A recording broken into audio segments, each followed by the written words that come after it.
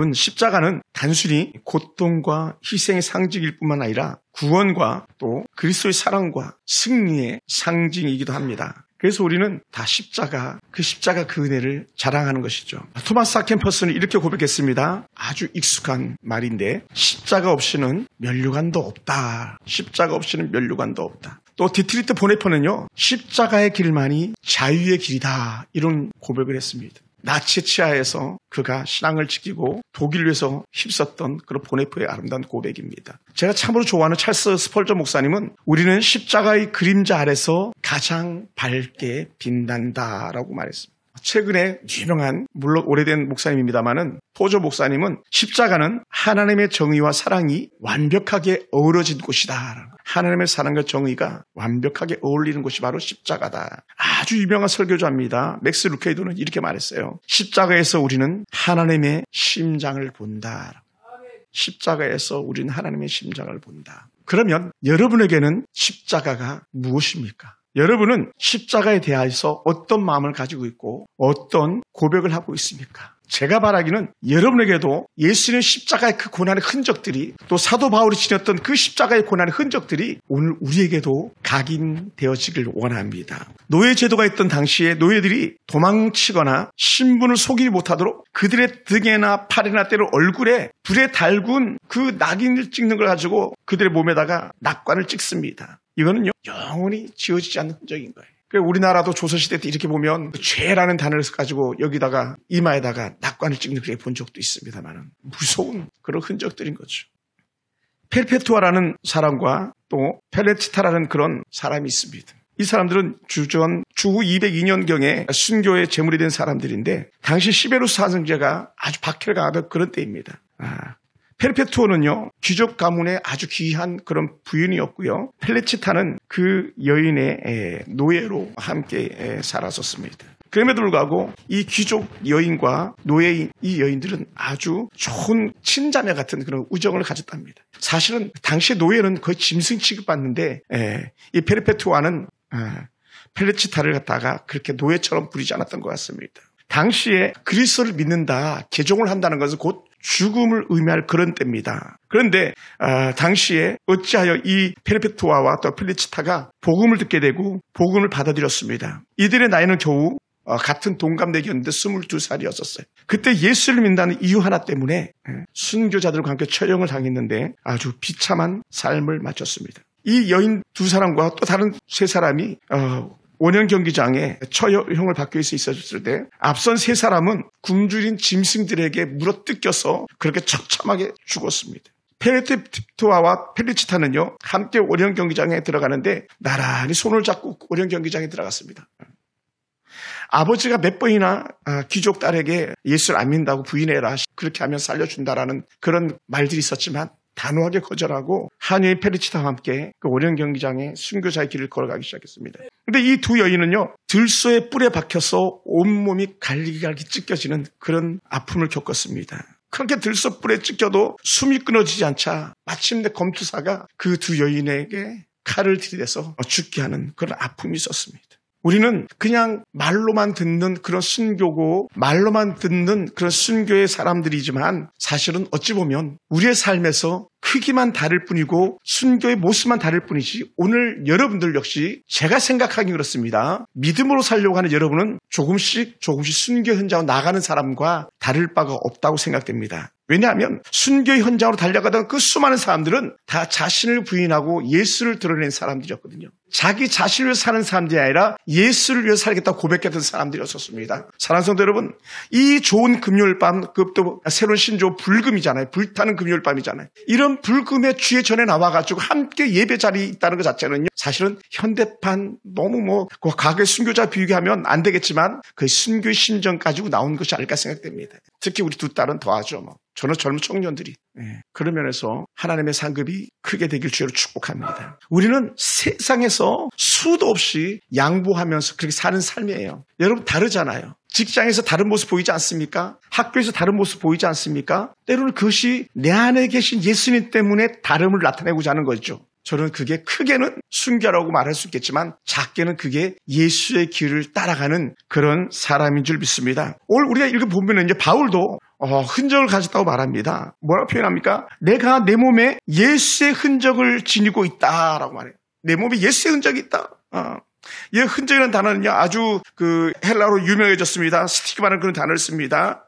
노예들에게 찍던 그 낙인, 그것이 바로 스티그마인데, 내게 그런 낙인이 찍혔어. 이런 불도장이 찍혔어. 이렇게 고백하는 거거든요. 사실은 이런 낙인이 찍혔단 말은 함부로 할 수 있는 말이 아니에요. 왜냐하면 수치와 조롱거리가 되기 때문에 그렇습니다. 바울은요, 낙인 찍히는 그런 사람이 아니에요. 바울은요, 아주 유대인이지만 어찌 보면 귀족 중에 귀족과 같은 그런 신분을 가지고 있잖아요. 감히 그 시대 누구도 갖지 못했던 로마 신분을 가지고 있는 그런 사람이었거든요. 놀라운 그런 사람입니다. 그런데도 불구하고 그는요, 나는 달라. 나는 예수의 흔적이 있어. 이런 고백을 하고 있는 거예요. 이건 정말 위대한 고백입니다. 그러면 어떻게 해서 사도 바울은 그런 처참한 스티그마라는 단어, 노예에게나 쓰는 단어를 갖다 말하면서 그렇게 내 안에 흔적이 있어 이렇게 말했었을까요?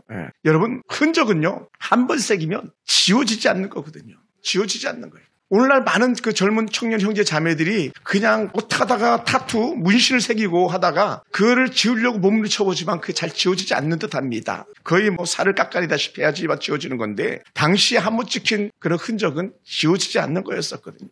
왜냐하면 그런 흔적, 스티그마는요, 누구에게 속해 있다라고 하는 그런 선언이고 그런 징표이거든요. 그래서 저는 이 말씀을 준비하면서 이런 생각을 가만히 해봅니다. 우리는 그리스도인이란 말을 갖다 쉽게 쓰는데, 우리 안에 그리스도인이라는 그 단어가 붙여질 때는 그리스도의 흔적이 우리 가운데 새겨진 사람이라는 거예요. 뭐랍니까? 그걸 예수에 속한 사람이다. 예수의 사람이다. 여러분 속에는 내가 예수 믿는 사람이야, 내가 세례받은 사람이, 이 말은 내가 십자가의 흔적을 가졌어, 이렇게 말하는 사람들이거든요. 할렐루야. 그런 사람들이에요.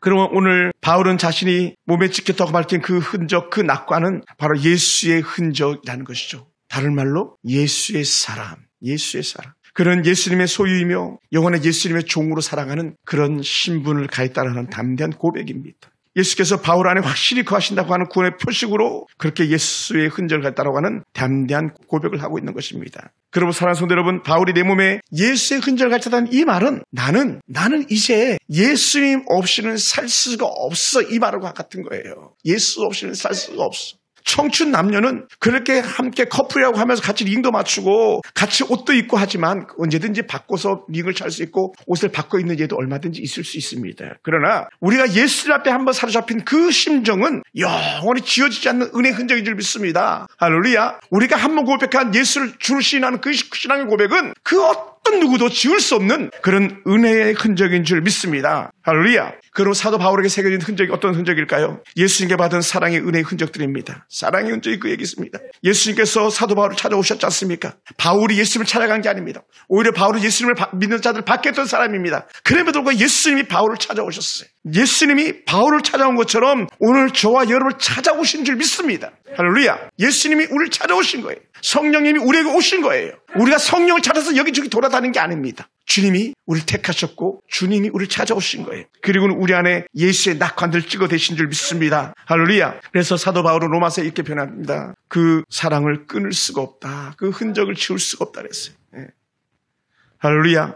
여러분, 우리가 아주 익숙한 본문이 요한복음 3장 16절, 하나님의 세상을 이처럼 사랑하사에, 이처럼은요, 예수님이 우리를 찾아오신 이처럼이고요, 예수님이 우리 위해서 대신 목숨 버리신 이처럼이었던 거죠. 그 이처럼 뭡니까? 내 안에 너 있다. 이 은혜의 증거인 줄 믿습니다. 할렐루야. 그래서 예수님의 사랑은요, 전적으로 무조건적인 사랑이고 가장 완벽한 사랑이었었습니다. 그 사랑이 바로 바울에게 있는 거죠. 그리고 바울은요, 그 수많은 고통과 힘에 겨운 시간 속에서도 단 한 번도 예수님을 모른다고 부인해낸 적이 없다는 것이죠. 그것이 놀라운 은혜의 흔적입니다. 할렐루야. 사랑하는 성도 여러분, 그러면서 또 두 번째 바울이 가지고 있는 흔적이 뭐냐? 바로 죄사함 받은 구원의 흔적입니다. 구원받았습니다. 사람들 우리에게 물어보잖아요. 당신 구원받았습니까? 당신 예수 믿습니까? 이런 고백할 때 우리 담대하게 말할 수 있습니다. 나는 구원받았습니다. 나는 하나님의 자녀입니다. 오늘 바울에게도 그런 담대한 은혜 고백이 있는 거예요. 어떤 고백이냐? 나는 용서받은 죄인이다. 할렐루야. 우리는 한결같이 용서받은 죄인이에요. 예수님은 십자가에서 우리의 죄를 완전히 용서하셨습니다. 그 십자가의 그 큰 고난 외에 한 가지 유일한 이유는 우리를 용서하시기 위해서였었고요. 그 부활의 문이 열렸던 그 돌무덤의 부활은요,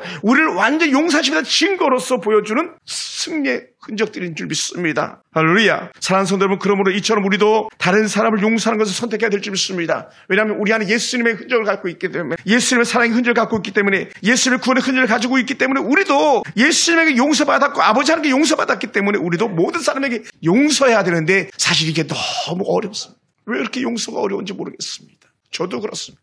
때로는 제 자신을 용서하기도 어렵고 또 때로 주변 사람들을 용서하기도 어렵고 쉽지 않은 것을 이렇게 바라보게 됩니다. 그런데 우리는 오늘 바울의 흔적을 통해서 우리 다시 한번 기억해야 될 줄 믿습니다. 나도 용서받았는데 나도 용서해야지. 이게 십자가 은혜의 흔적을 가진 사람들인 줄 믿습니다. 할렐루야. 오죽했으면 사도 바울은 자신을 고백할 때 이렇게 고백했잖아요. 나는 죄인 중에 괴수야. 다른 말로 하면 죄인 중에 우두머리야. 죄인의 당대표야. 막 이렇게 표현해도 될 것 같아요. 요즘은 뭐 그런 단어를 쓰니까, 대표라는 단어를 쓰니까.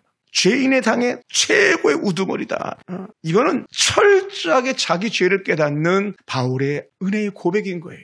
은혜의 고백. 그렇게 죄가 더 크게 보이면 보일수록 바울 속에서 불릴 듯 일어나게 되는데 그게 뭐냐면 바로 구원의 은혜의 감격인 거죠. 할렐루야. 구원의 감격이에요. 여러분, 부모의 은혜가 크면 클수록 자식은요, 부모에게 잘하고 싶어지는 거예요. 하나님의 은혜가 크면 클수록 그 심령 속에서 어떤 게 나옵니까? 어떻게 하면 주류에서 살 것인가? 어떻게 하면 하나님의 뜻을 따라 살 것인가? 이 나오는데 오늘 사실 사도 바울이 그런 모습을 가지고 있는 것이죠. 여러분, 그러다 보니까 어떻게 돼요? 하나를 새기려면 다른 하나를 지워야 되는 거예요. 그러다 보니까 사도 바울은 다 버렸다, 다 지웠다라고 하는 이런 은혜의 표현들을 쓰는 거예요. 뭐라고요? 다 배설물로 여겼어. 내가 자랑하던 거, 내가 새기고 있던 거, 내가 품고 있던 거 다 버렸어. 다 버렸어. 다 버렸어. 여러분 어떻습니까? 제가 볼 때 아직도 우리 속에서 또 때로는 제 안에도 여전히 그 못된 자존심이 남아있는 거예요. 그 못된 때로는 섭섭함이 남아있는 거예요. 또 세상에서 자랑하고 싶었던 어떤 것들이 남아있는 거예요. 그 아무것도 아닌데. 입술에서는 그게 아무것도 아니야라고 하는데 속에서는 야, 왜 그게 아무것도 아니냐. 그것 아무것도 기지. 그러면서 자신을 높이고 싶어하는 그런 악한 죄성이 여전히 우리 가운데 있는 거예요.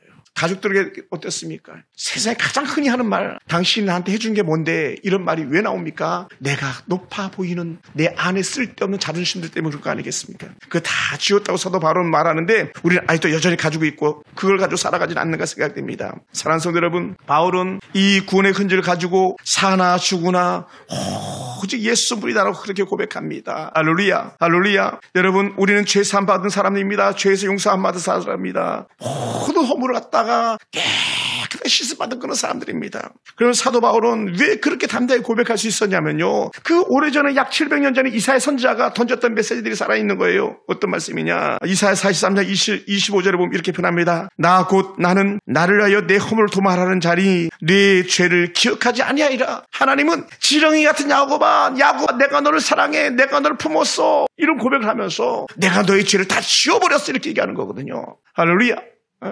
그러니까 뭐 우리가 흔히 고백하는 거예요. 뭐 저도 제일 좋아하는 말씀 중에 하나니까, 두려워 말라, 너와 함께함이라, 놀라지 말라, 나는 내 하나님 됨이라, 내가 너를 의롭게 하리라, 내가 너를 굳세게 하리라, 막 이 표현을 하시면서 했던 말씀이 결정적인 게 뭐였냐면 내가 너의 죄를 다 지워버렸어, 이거예요. 할렐루야. 그러니요, 사도 바울이 이사야가 했던 그 은혜 고백을 생각하면서 주리 주께서 나를 갖다 구원하셔서 내 모든 죄를 용서하셨어, 이 고백 속에 감격이 있을 수밖에 없었던 거지. 그러니 사도 바울은 자신의 그 죄를 생각하면 하나님의 은혜밖에 없습니다. 하나님 은혜밖에 없어서 이런 고백을 할 수밖에 없는 거예요. 그리고는 나를 좀 가만히 내버려도 나는 달라졌어. 나는 옛날 사람이 아니야. 난 새 사람이야. 내 안에 예수의 흔적을 가졌어라고 하면서 갈라디아서 말씀과 마지막으로 마침표를 찍는 거예요. 왜냐하면 사도 바울에게 있어서 갈라디아 교회가 사도 바울을 가만히 두지 않았거든요. 힘들게 했거든요.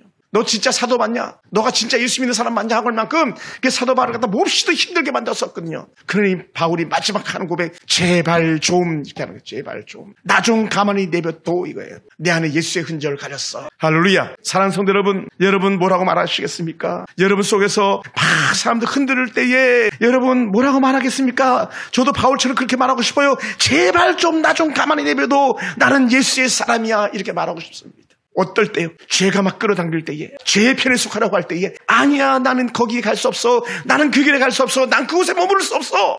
여러분, 우리는 좋을 때만 예수님 아니에요. 우리 싫을 때도 예수님이에요. 우리는 행복할 때만 예수님 아니에요. 절망적인 상황 속에서도 예수님이에요. 사업이 잘 될 때만 예수님 아니에요. 부도가 나도 예수님이에요. 근데 우리는 어떻습니까? 좋을 때만, 웃음이 나올 때만 예수 찾고 있지 않는지 가만히 생각해 보시기 바랍니다. 그럼 사도 바울은 담대하게, 아니야, 내 모든 죄는 용서받았어. 제발 좀, 나 좀 가만히 내버려둬, 이 고백하는 거예요. 그리고 세 번째 사도 바울이 가지고 있던 은혜 흔적들을 이렇게 추적해 보면은 그것은 뭐냐? 주님께서 그와 늘 함께 동행하신 흔적이에요. 함께 하신 은혜의 흔적들. 바울의 온몸에는 예수님께서 함께 하신 흔적들로 가득하겠습니다. 제가 이렇게 나름대로 나이를 해서 찾아보니까 이렇게 해요. 사도 바울은요, 수도 없이 매를 맞았어요. 매를 맞았습니다. 한번 다시 볼래요? 여러분이 예수 믿는다고 해서 매 맞아본 적 있습니까? 혹시 안주집사님 예수 믿는다고 매 맞아본 적 있어요? 저도 군 생활하면서 교회 간다고 매 맞아본 적은 없어요. 저는 정말 하나님의 특별한 사랑을 많이 받았던 것 같아요. 저희 동기들은 막 주일이었고 또 수요일이어도 그렇게 교회를 잘 못 가게 막 맡기도 했었거든요. 저는요 항상 프리패스였었어요. 특별한 은혜였던 것 같아요. 우리 김기수 집사님은 고난을 당해본 적 있을지도 모르겠네요. 예수 믿는다는 것도 직장생활 이런 데서 우리 하은이 하영이도 어떤지 모르겠어요. 친구들 사이에서 예수 믿는 것 때문에 때로는 포기해야 되는 것도 있었다면 그것이 은혜의 흔적의 증거인 줄 믿습니다. 할렐루야. 바울은요 얼마나 매를 맞았으면 고린도후서에서 이렇게 고백합니다. 그 고린도후서 마지막을 써가면서 내가 유대인들에게 5번에 40에 하나 가만 매를 갖다가 맞았다. 3번 채찍질 받았고 돌에 맞았고 3번 난파돼서 파손됐다.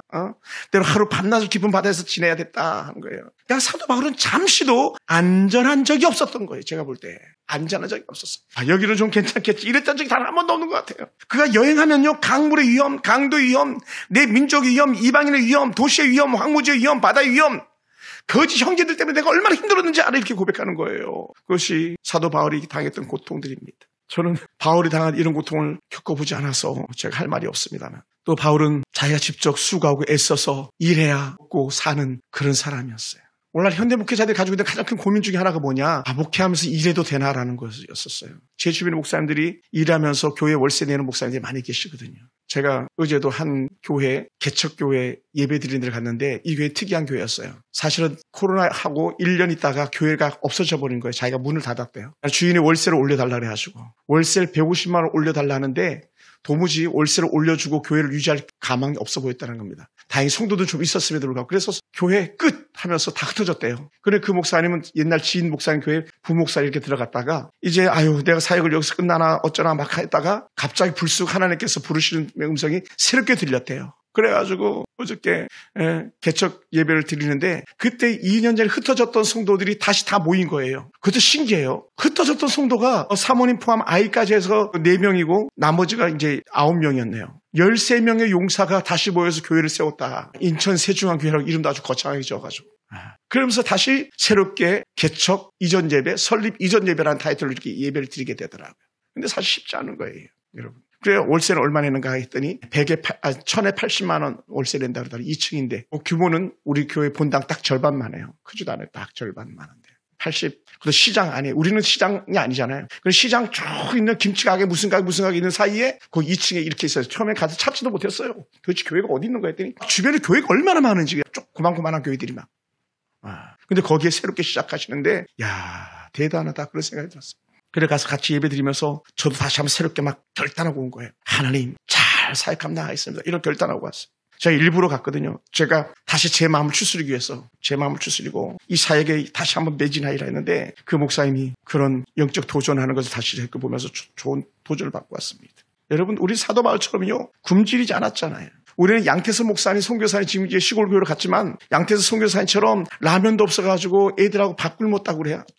인도네시아에서 말레이시아에서 돌아와가지고 우리 그래 본 적도 없잖아요. 우리 쌀 떨어져 본 적도 없잖아요. 교회도 쌀 떨어져 본 적이 없잖아요. 근데 사도 바울은 틈만 나면 못 먹었어요. 틈만 나면 굶주렸어요. 목말랐어요. 여러 번 먹을 것이 없었고 추위가 벌거벗었을 때문에 힘들었다고 말합니다. 계속. 그러니까 고린도 후서 11장은요. 바울의 고통을 계속 기록해놨어요. 계속. 나 이렇게 힘들었어. 계속 말하는 거예요. 그러니 얼마나 힘들었겠습니까? 사도 바울이 사도행전을 이렇게 읽다 보면 하도 때려가지고 바울이 죽은 줄 알고 성 밖에 갖다 버려버린 적도 있었어요. 그러니 얼마나 힘들었겠습니까? 마침내 그의 마지막 마침표는 그가 그리웠고 꿈꿨던 로마의 그곳에서 그가 죽어나가잖아요. 순교자의 제물로. 그런 바울에게 누가 돌을 던지겠냐는 거예요.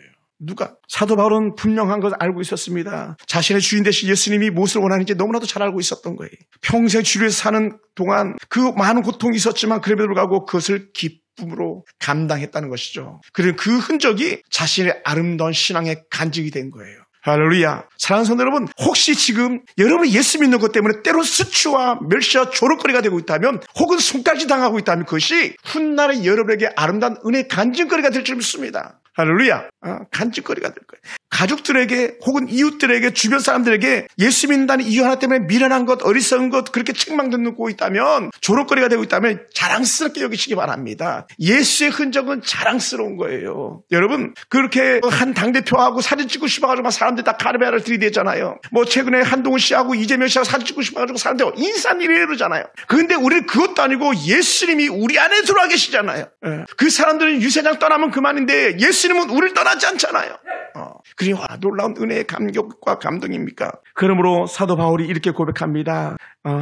오늘 17절에 읽었던 본문 보면요, 이후로는 누구든지 나를 괴롭게 하지 마라. 내가 내 몸에 예수의 흔적을 지니고 있어. 이런 고백을 하는 거예요. 괴롭게 하지 마라. 이렇게 말하는 이유가 뭐냐? 나는 예수밖에 없어. 예수밖에.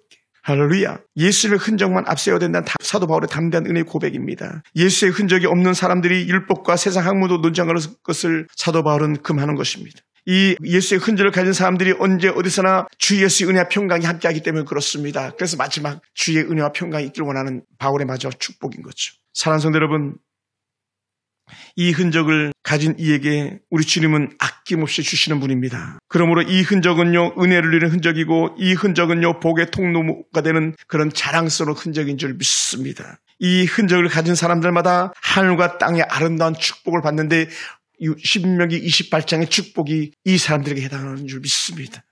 왜 그럴까요? 우리가 익숙한 본문으로 로마서 8장 32절에 자기 아들을 아끼지 아니하였는데 뭔들 못 주겠냐는 거예요. 뭔들. 하나님께서 아들도 주셨는데 뭔들 못 주겠냐는 거예요. 오늘 저와 여러분에게 모든 것 주시는 줄 믿습니다. 할렐루야. 그러므로 사랑하는 성도 여러분, 우리도 살아가면서요, 얼마나 많은 흔적들을 지니고 있습니까? 요즘 젊은이들은 흔적을 남기기 위해서 온갖 일들을 다 합니다. 눈에 보이지 않는 흔적들도 있습니다. 마음에 남아 지워지지 않는 상처와 기억들도 있을 것입니다. 아픔의 흔적도 있고 슬픔의 흔적도 있고 생각하면 고통스러운 은혜의 흔적들도 있을 것입니다. 그러나 오늘 우리 안에는 그런 흔적들이 아니고 예수의 흔적이 남아있기 원합니다. 믿음의 흔적이 남아있기 원합니다. 할렐루야. 할렐루야. 여러분 속에는 예수의 흔적이 찍혀 있는지 한번 스스로 이렇게 좀 더 돌아보시기 바랍니다. 물론 이미 찍혀 있는 줄 믿습니다. 그럼에도 불구하고 다시 성찰, 자신을 돌아보기 원합니다. 내가 권사로서 예수 흔적을 가지고 있는가? 내가 안수집사로서 예수 흔적을 가지고 있는가? 내가 목사로서 예수 흔적을 가지고 있는가? 이것이 정말 제일 우선순위라고 하는 그런 가치관을 가지고 내가 바라보고 있는가라는 것을 우리는 생각해 보아야만 합니다. 저는 어저께 많은 분들에게 문자를 보내고 아주 좋은 문자들의 답들을 이렇게 받았었습니다. 아주 어떤 집사님, 남자 집사님 아주 그냥 감동의 글을 써서 제가 보내주신 분들도 계셨습니다. 또 우리 김장희 집사님 같은 경우는요, 우리 권사에 오셨는데 목사님 알아서 다 넣으셔요 하는 그런 문자도 받았어요. 금식 기도도 알아서, 기도도 알아서, 넣으래 알아서, 노방전도 알아서 넣으래. 권사님 믿어야 됩니까 말아야 됩니까? 그래 막 같이 부르는 거예요. 막 물론 안 넣습니다만 아직 알아서 넣으라는데 뭐. 어떤 분들은 아주 친절하게 목사님 나는 일하기 때문에 그건 좀 어렵고 아침만 금식하겠습니다. 아니면 저녁에 금식하겠어야 되는데 막 우리 이쁜 희은이는 목사님 나는요 아침하고 저녁 다 금식할게요. 막 야 희은하고 가능하냐 내가 말을 안 했지만 그래 막 지안이도 시켜 지안이도 막 얼마나 행복했는지 몰라요. 남규 집사님도 막 알아서 그죠? 집사님도 알아서 넣으라 그랬죠. 집사님은 다 들어가는 거야. 제가 집사님 신뢰하니까 남궁영 근무 안 하면 남궁영 그죠? 저랑 같이 그냥 여기서 처리합시다. 그냥. 저는 2주간 제가 여기 강단에서 지낼 생각이니까 놀라 은혜죠. 예수의 흔적 크지 않아도 좀 덜 뚜렷해 보여도 그 흔적이 보이는 거예요. 목사님 알아서 이 자체가 저는 그것을 믿습니다. 또 귀한 거예요. 귀해요. 그것이 나는 예수 믿는 사람입니다 라고 하는 그런 은혜의 고백되는 줄 믿습니다. 사랑하는 성도 여러분, 우리가 가지고 있는 이 예수의 흔적은요 단순한 상처의 흔적이 아닙니다. 고통의 흔적도 아닙니다. 더더욱이나 부끄러운 흔적은 더더욱 아닙니다. 오히려 이 흔적이 없는 게 부끄러운 거예요. 예수 믿는 모습이 나타나지 않는 게 부끄러운 것이지 이 예수 믿는 것 때문에 사람들이 손가락질 나면 그건 아주 은혜로운 흔적인 줄 믿습니다. 놀라는 것이죠. 이런 흔적이 없는 사람들, 이 스티마가 없는 사람들은 어떤 사람입니까? 세상 것에 물질에 명예에 다 찌들려 사는 그런 사람들인 것이죠. 돈 하면서 막 명예 하면서 거기에 찌들려 사는 사람들이죠. 아무것도 아닌데.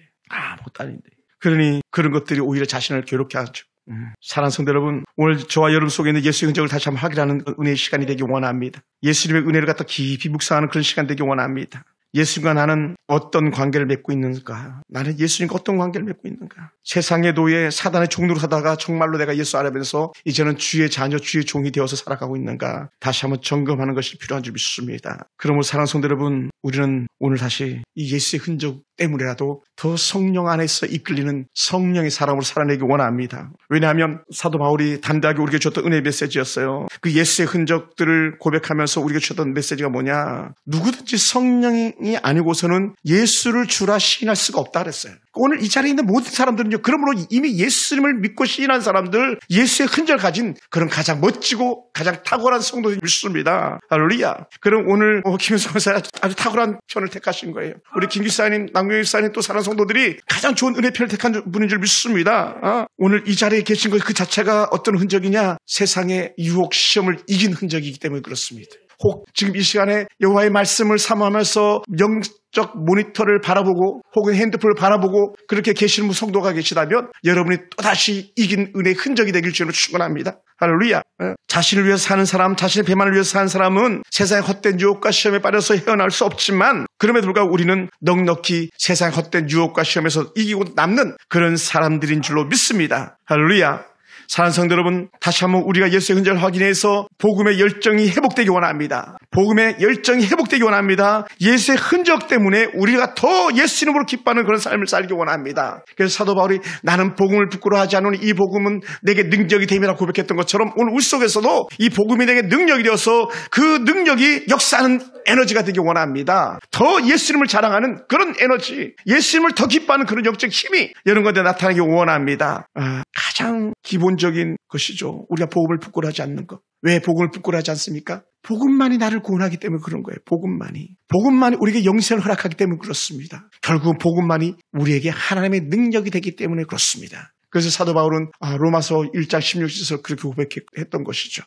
구원은 예수 외에는 방법이 없습니다. 십자가는 멸망받는 자들에게는 미련한 것처럼 보이지만 구원받는 우리에게는 하나님의 크신 능력이 되기 때문에 그렇습니다. 저는 오늘 저와 여러분 삶 속에서 이런 십자가의 도가 능력으로 역사하기 원합니다. 십자가의 도, 결국 십자가의 은혜 흔적들이 우리에게 역사하는 믿음의 증거가 되기 원합니다. 사랑하는 성도 여러분, 말씀을 마무리하겠습니다. 그럼 우리가요, 가는 곳곳마다 예수의 흔적을 자랑합시다. 밀정이란 영화를 보면은 그 주인공 중에 한 사람이 여기를 까보이잖아요, 막.